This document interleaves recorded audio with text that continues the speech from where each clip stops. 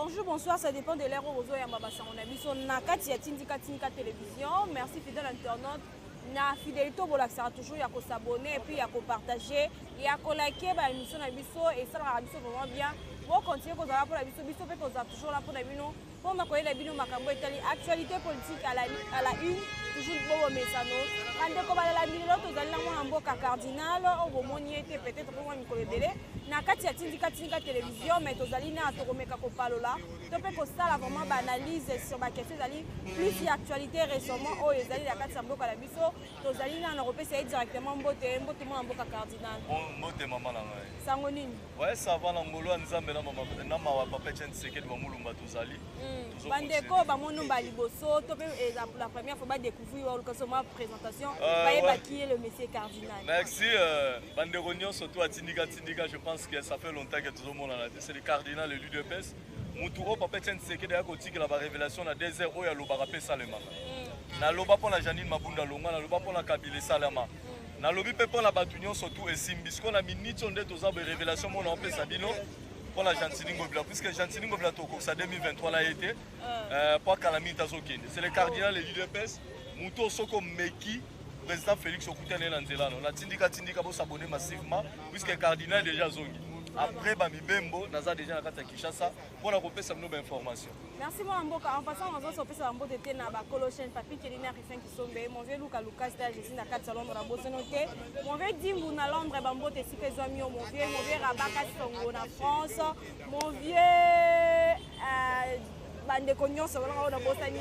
Bon continuer qu'on a branché directement au côté na actualité politique. Mon amboka tozo batté dossier ezali ya rama ezali ko sala moi passi to kokotara toujours pour l'actualité parce que za yango bande ko msu bazo senga kibasa ministre kibasa a démissionné misusu bazo senga a se présenter pour que a expliquer bambongo wana ezokende wapi pour ezo sala vraiment passi. Bon normalement mon lamboka tout à fait normal tozo la nango ramezo qui pète que muto opposition muto ya pouvoir muto IDPS muto la muka ramezo li alliance surtout le problème est que non il faut pas expliquer biso.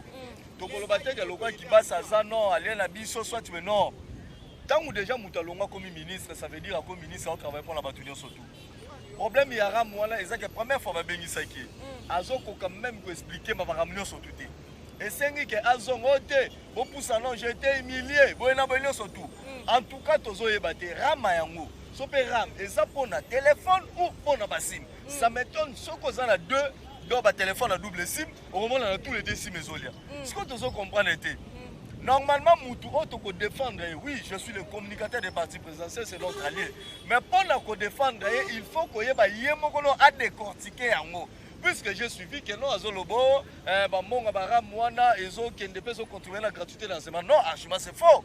Puisque tu dis que mon gratuité on a et ça que ba député va voter déjà budget moko boyé. La gratuité on a fait quand même ça ba te belé. Oui, là je sais. Mais normalement mon lamboka qui basa il faut azala na lolenge oya ko limbolela. Puisque au moins baza mutu o azo travailler na président Félix azo participer na bilan ya chef de l'État. Normalement il faut ba détailler biloko ezala. Donc au sein na mon lamboka qui basa azonga lisusu na assemblée soit aleka de na itandoike expliquer que ramwala bona pour son la gratuité état que communicateur à parti présidentiel cardinal et l'UDPS na boyango non na boyango puisque gratuité déjà budget na mwezalaka ndeko kibasa lo baka mbongo wana ezokende wapi na régime à président Félix obi que président Félix yazo kipete président Félix le bité que so komisié au sali bebu président Félix a été en place en sous à maintenir yo. Chez nous, tu as une opportunité. Il y a un peu qui va ça, à tes milliers de papas députés, azon alisou alimbola, puisque les amants oyo, et ça sonne na ma maman. Au cas où on vend d'abord sur ta crédit à 500 francs, au ben attendre, au sommet, ram. Aben yo so. On est fini. Tous ceux batté ram oya tom solo, ram papa déplicateur ou bien ni. Non. Normalement, azon a expliqué biso poto yeba. Wa biso to kolinga te batou o bazo toucher pouvoir à chef de l'État, bato bazoloba. Le lot sur ram, nous sommes crédit 500 fois. Nana mon yango. J'étais quelque part. Na telemi oui na parquet mpanzi na te maman moko, maman mukolo. Azo linga benga mwana na ngola tine la embongo. Atera crédit boy, ram ali anga. Alobi e bembe tu lombo. Tera sko ba bloko wana. Et tant que ngane la zaboye, soko fingi président Félix na bino to finga maman na ngai. Deux fois la répondre regarde. Donc to ressenga na mwana mboka kibasa.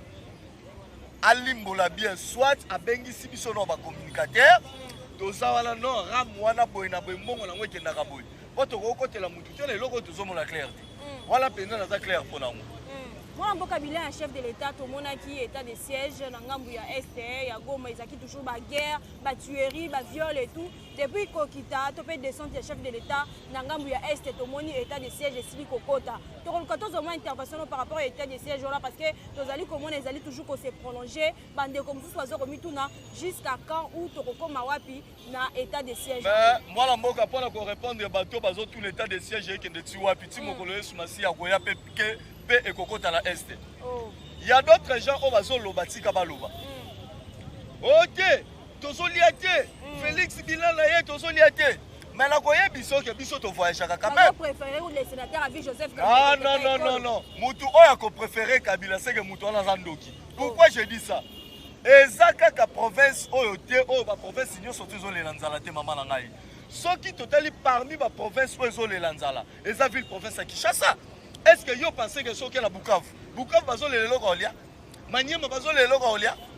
Bango bazo le la paix. Qui mia ekota? Batu o ba yeba kate ba tuna. Oh président Félix tozo liate. Na yebisi bango boy.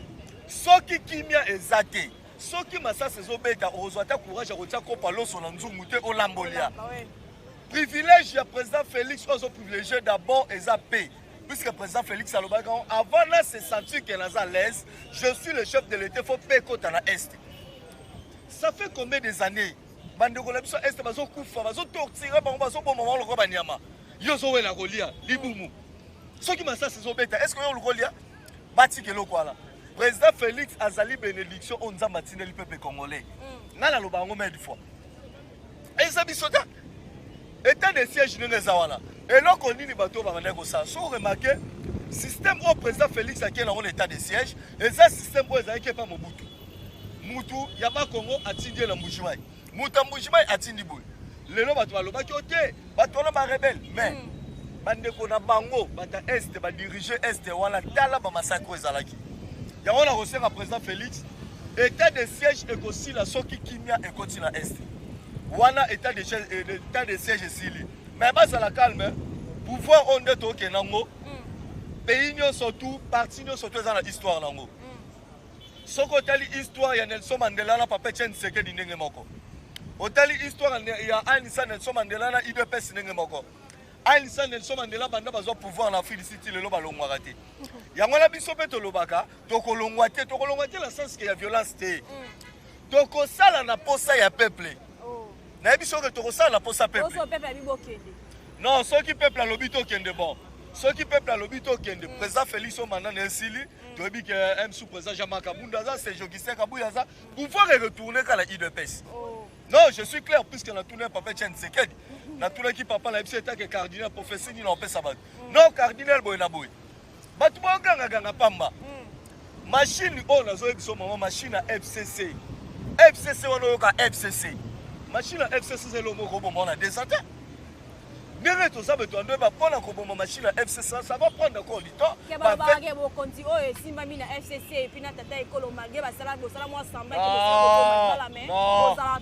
Non, tous ensemble l'été. Tous ensemble l'été. Pourquoi la sommes ensemble l'été? Il faut comprendre le logo. FCC, Bayaki na boule moko qui est non bangonde. Président Félix, même Sabino que PPRD et Kokufa le la MPR et Kokufa Mandimati. Président Félix a promis FCC wana ne loko na ngomamo ya muke. Le contraire la FCC oyo ka titre d'exister. Batunyo surtout ba titre minene ya mboka oyo za la FCC. Le docteur Arimo Fasakani, le professeur yo yebisanga titre ni ya décision na FCC. Mais président Félix Obaba tangate. Asale lokote apanzi bango na désordre de timle balali. Yango na koyebisa bango boy. Soki bana mboka obalandaka tindika ba yeba raté. Président Félix, pourquoi cardinal Azoloba que président Félix a la bénédiction on a le peuple congolais? Avant que na maponami, ba opposant ba sangani, ba pesi kombo lamuka wana e bazai ba lobaka président Félix tapé sango. Si le loba kokolongola ngote. Molimo ya papa Chen Tshisekedi ekoteli batu ya Kabila. Bataki ya Kabila bakei, oleba pesa ta mouvement la bango kombo mususu baké ko pesa kombo FCC. FCC na boyeba relaxaka nini? président Félix aponamaki même na kati ya batu ya Kabila. To ba pesi FCC na tuni papa Etienne Tshisekedi FCC laksini. Papa Etienne Tshisekedi na bi FCC na ba bimisi Félix candidat comme F1 la sera Félix, c'est wana candidat. C'est mususu na comme donc FCC la sera Félix candidat comme. Ouais, non ça c'est non ba toi là de sur la kosa. Donc base à la l'aise pouvoir ya président Félix privilège ezana nous paye. Ce qui paie exacté au collier Moubate au retour ça faire à l'eau sauter. Base à la bangokan. La confession religieuse nangambu mamambetali seni jusque là peut tozomona et le remonte ezali ko salama tout monde qui papa mbosa pesa ki bango 72 heures jusqu'à ce moment tozomona le retour bakenda ki réunion mais apparemment et abouti pe ne côté bazongi susto éviter ceux qui bazolukani et tant que bango bazali ba catholique ba imboka o ba mesala ko sangisa mais ko sala ba biloko ba sala o tout monde te mona mboka sala maman na ngaitika. Il y a d'autres gens au bazolo que nous les communicateurs de l'UDPS soit ba président UDPS, ba militant UDPS au hôtel de l'église catholique non. Biso hôtel de l'église catholique té.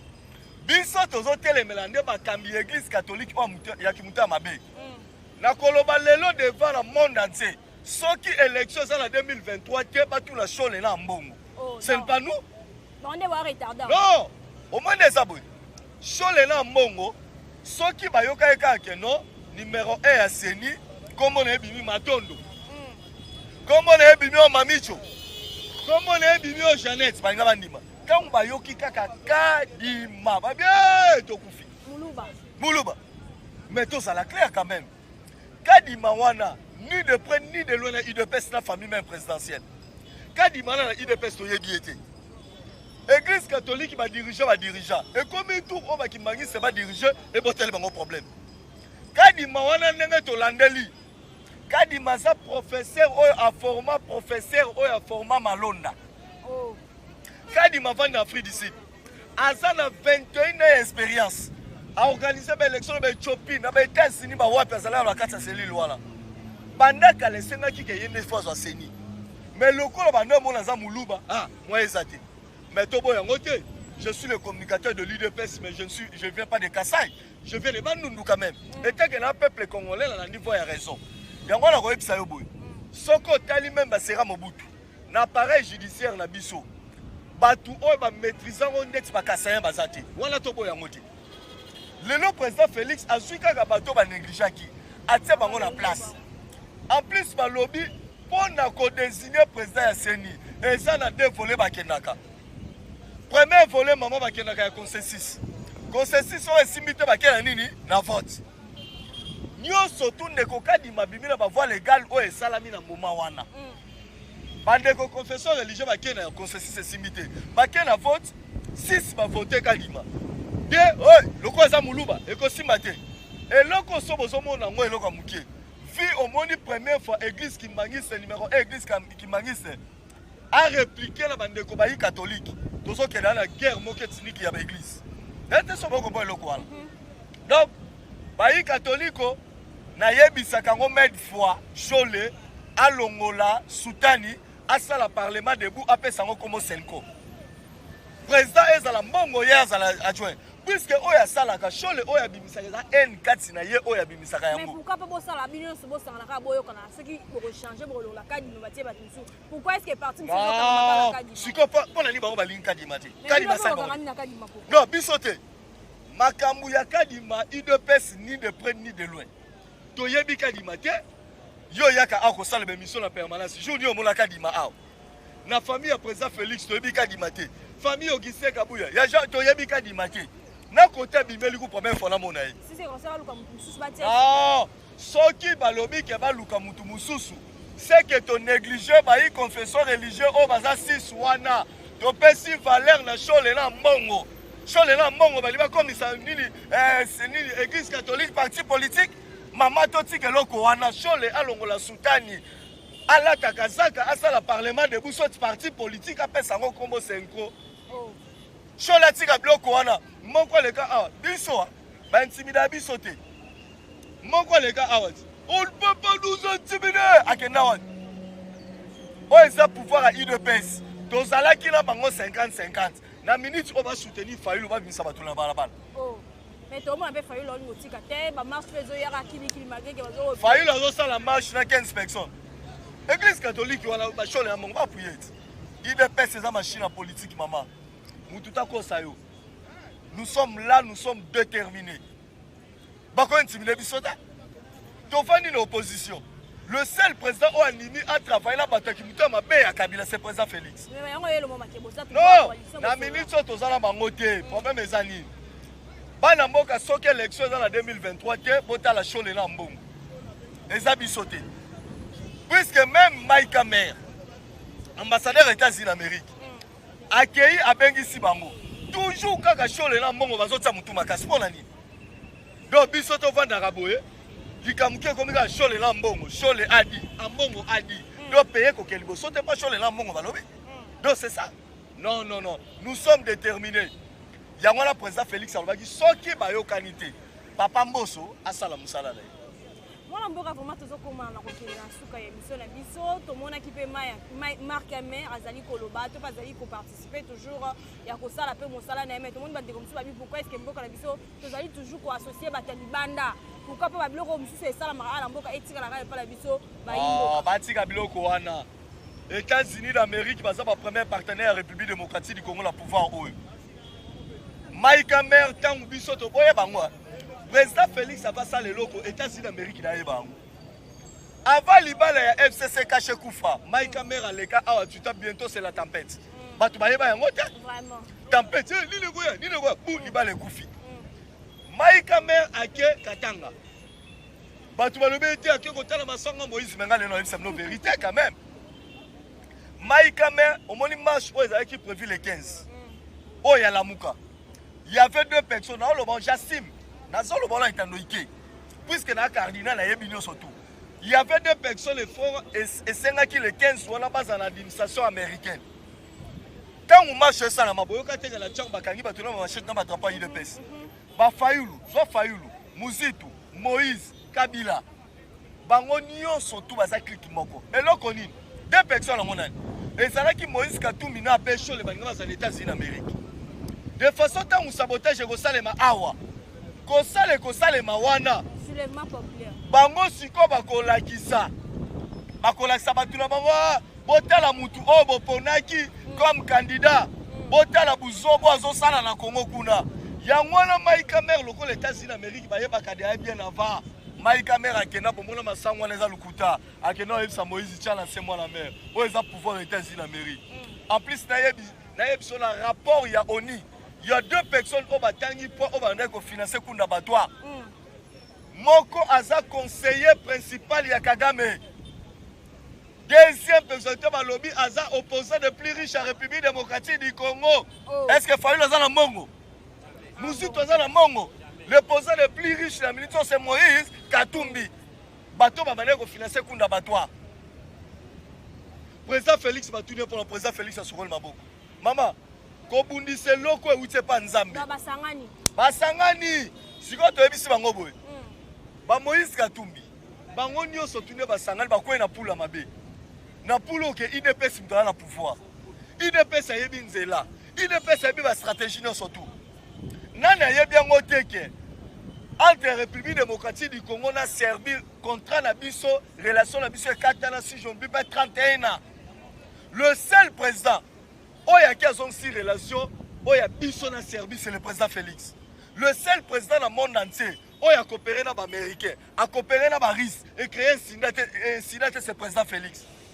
Le seul président au Poutine Nathalie Bonami sur Afrique, au Batumi Magotanate, président Félix MC Poutine, n'a pas pour la relation bilatérale entre Nanayo, n'a pas la makamlabinoté. Maman, Moututa ko Sabino. Au moins le pouvoir, tous on la passe. Tozango na passe mututa kosa yo pona kotika ngo Fayulu atala âge azala ngo plus 100 ans et ça combien non je suis clair puisque ngane la saboy Fayulu loko nini ngala koma kotalisele manduki tango biso to format Fayulu na IDPS to lakisa ye politique to lakisa makambi na te quand même vous comprenez la qualité on la salle en tant que communicateur il y a parti présidentiel de l'IDPS sur laquelle la PPRD n'a mérité aux secrétaire général soit président PPRD puisque dans la chadar il aussi l'école moko IDPS Fayulu wana a nepso joana na mangu moko mer jour marche moko ato zalaka azolinga sauter mur. Mais ce que muto bongo, en plus na wesa Bruno Tshibala, il faut le baba vérité. Aux amoko za pas la biso. Tant vous faille la zo ki gaz na mutu. Bruno Tshibala muto même faille l'outil l'hôpital. Docteur wana yebisa Bruno Tshibala boy. Gazo ba bete kotiti na kati muto bo me ko pesa ta venir ta diriger. Akoko kwate siko. Président Félix Atani Maboko ba sermo yaka. Peut-être on a un chef du quartier Kaluka. Aboya. Ce qu'on a ministre de Taïwan. Ah, on appelle Gentina Lobby. Marche sur Tchamoute. Marche au Bandara et échanger un matin. Ah, oui, ok. Moi, je suis en train de émission na biso tolinto zomba li loba suka o kopesa na ba pepe kongola et puis soki bande comme ça ba contact na yo na ba mboto na pour que chute. Ah oui, merci beaucoup. C'est le cardinal de l'UDPS au Boyebi dans qui banda na mboka papa na zonga ki to yepe to voyager sur la ministre to ni moi bato zongi moi kwenda vutuka eloko la koyebisa ba diaspora boye batu nyonso to ba landa biso ba député o baza l'Assemblée nationale soit l'Assemblée provinciale ba l'équipe biso le logoté boza la peine ba ambition politique boza la ka te na souci ko landa biso ba itando ke moi $100 moi €100 non 2023 soki élection kozala président Félix azala poste sa majorité à l'Assemblée nationale. Bouzobo on sauté les gars, puisque tu es minoritaire. Mais le seul président dans le monde de Salemate, Aza minoritaire à l'Assemblée nationale, mais Azu majoritaire dans quelques minutes, c'est le président Félix. Le président Félix a un poste à soutien. Maman, pardon, lui, c'est un robot sans son loco. Papa, on a tra, maman, on a tra. Bolimbi Sangaïba, na poto, bozola, na oetindika, na bosala. Avant de voyager, na kende souda Fnazalaki, na boma. Et ça scandale, et ça révélation, on peut ça à 10 minutes là ça. Na port yonatra na boma. Soki batu bazakuna onga na lo babalo ba cardinal okosi. Kabila ateka concession ya onatra, port yonatra ya boma. Na droite nango, bokomona ba clôturer ba ndako banini mo ya batol. Kabila ateka ngo pa ba sud-africain. Kabila za na pouvoir te atekela ngo ba série Zuma zalaki na pouvoir. Zuma alongwa. Mais si lelo on a travaillé à récupérer concession la bangote. Président Félix a 5 ans port privé et sanini et Kangama. Et Kangama teti lelo. Chaque jour, on a solo baso batwa la bombe solo ako saboleka. Chaque jour banzete bomona ka ba grim. Banzete wana elongo na port à l'aide des autres que ne moi dans pays destination inconnue. Port ya bomba esenga ke faut ba bétonner yango. Baseri wana mutu azalaki DG onatra c'était qui même mazunga. Et ça information ma frère na utikuna. Contrat zalaki ya 6 millions qui même mazunga a même contrat wana na Afritech. Afritech eza entreprise eza ya Kabila. Tala niveau qui muta mabe. Contrat ya 6 millions qui même mazunga même on prend 18 millions. On attrape bimisi mbongo. Lelo na zo biso papa on attrape comment ko kufa même ga na moto be back akufi. Papa on attrape akoma koti boy. Place moko me bou akufi. Na yebiso na moni banda na vani na port yonatra. Ba séjour na la bomba. Na moni na 4 corps bateau bakufi. De deux, bozo remarqué que la ville province à Kinshasa ça les locaux moko so préparé. Na sengi na ministre Didi Boudimbu ya Ido Kabi, papa fongo la misu. Ceux qui vont remarquer la ville province à Kinshasa station comme il bo sol panga mutu. Vraiment, et comme belé. Porte sol panga mutu ba station. Au taliba mituka o le kara LP les liaisons de couverture ba fini qui est eza Kabila. Stockage na bango ya carburant le kebele. Ba kotumba biso. Ba paralyser mbo rande balo. Na yebisi yo. Au telemi na port ya bomai. Au telemi na port ya boma. Maman, au tali il moi en face boy. Kabila teka il wana pa bangolé ba pese il moi za. Soki na zoko sa service de communication Kabila baleka. Ateka yango. Muto bongo to kosana eli ni vraiment nzambela ngai. Mais non que va CP ezotinda toujours ba convocation mais problème ezali ni. Là et le remonte zo mona. Na lobango na Congo premier pays président Otozo na politicien en tête moko c'est président Félix. Nana ndiba ke FCC ekufa. Président Félix oke molo. Tala kuto maketa zina Amérique. Ba ebisete yozo mérité ko za président Union africaine il faut diriger le monde entier. Président Félix abinga la qui sommet quand même. On te topé sera. En tout cas, les surtout à Poto ba diaspora. Na ko le président Félix a la poste soutien la chaque jour sur lali. Avant la kobo ça na te bois qui a été libanga la prière. Nzamba yoka. Bon s'abonner massivement la Tindika. C'est le cardinal de l'UDPS plus 243 89 35 41 700. plus 243 89 35 41 700 so vous appelez en postal nga bobeni mama mais il faut la koya ko pesa bino ma news na makambo ezoleka na RVA o ezoleka na aéroport toyebi yango déjà bato bazolinga basabote bétranger bazoya na aéroport chef de l'état lobi boye bazosala yango te toyebi isi mokonzi RVA toyebi oui oza mwana ndako mais ça va discipline na kati ya aéroport puisque tracasserie comme il y a grave Matata Amponio bientôt Mukamad. Merci, je vous aime beaucoup, c'est cardinal de l'UDPS. Merci fidèle internaute, on va suivre l'émission la biso. Merci Nathan, Topengo Ngabo accorder à biso, bon s'abonner, bon partager, bon liker. Merci à chaque fois d'avoir toujours sur ma caméra, Mac de la réalisation. Quand on va vraiment se revoir la prochaine numéro. Ciao, ciao.